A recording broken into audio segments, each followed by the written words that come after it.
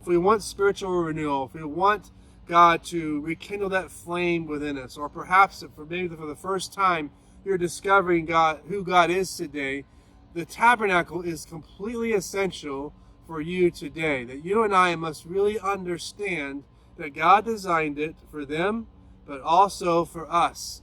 And what each area represents is so vital for our spiritual growth and our faith today.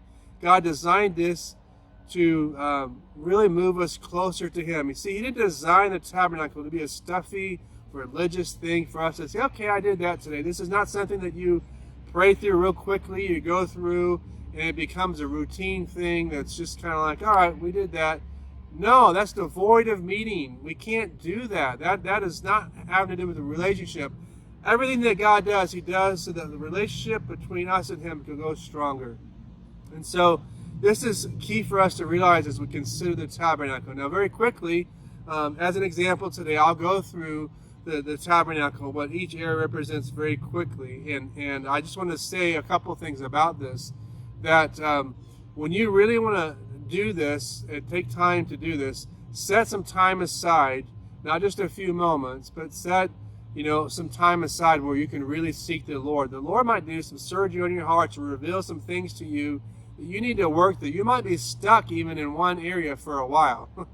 And maybe it's even for several days that you're saying, God, I can't get out of the brazen altar, Lord. I'm stuck here today. Or maybe your heart doesn't have any thankfulness, and God, I'm having a hard time even come to the outer courts. And you got to say, God, help me with give me a heart of thankfulness. And so just go at the pace that God would have you to go. Also, find a place where you're not distracted, where you can go on your own and just seek Him and be able to even pray out loudly that you might need to at times. Read the scripture and just seek the Lord. And pause at each area. Allow the Lord to speak to you. It's not about talking all the time. It's so much about listening and allowing the Holy Spirit to respond to you as you respond to Him. And so, again, just a very quick overview of each area. The outer courts, as we are praying and seeking the Lord during this time, we are thinking about our hearts right now. We're thinking about thankfulness. And the outer courts represent coming into a gate, if you will. You're coming in, you're opening the gate into the tabernacle, and as you come in, it's the outer side. It's before you do anything, your heart is starting to get ready. And you have this heart of thankfulness at first, where you're just saying, God, help me to be thankful, because thankfulness, again, is the key to every area really on being unveiled in your life.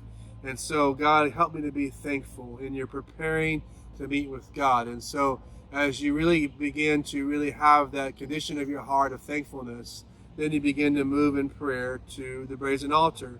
And the brazen altar is the beginning really of a stronger focus on repentance, which you hear me talk about almost every session, the need for repentance. And but it's also a thankfulness for Christ's sacrifice. This is an altar where we're really focused on, Lord, I repent of my sins, but I'm thankful, God, that you died for my sins once and for all.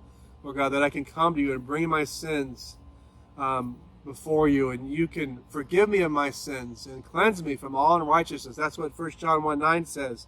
And so you're beginning to allow that heart of repentance to come, and you're humbling yourself here at the brazen altar. And as you are doing that, the cleansing part of that comes in the next area, which is the laver. And that's where we're confessing that sin more and more, and we're asking God to search our hearts. And God, search my heart, Lord. And there's things that will come up to you right away, perhaps that you spoke this word you shouldn't have said, or you didn't say something you should have said, or you had this thought, or you did this action, whatever it is. And you bring those things and you say, God, help me with those areas. And you're not just praying for confession of those things. You're praying in confession for the reason why you did or didn't do those things, right?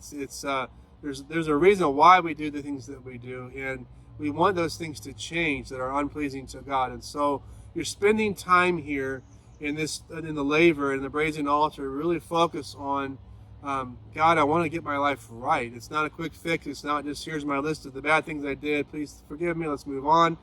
No, it's a heart-wrenching time of, God, help me Lord, with the areas of my life that I need help. And I know I need help in lots of areas, and I probably think you do too, right?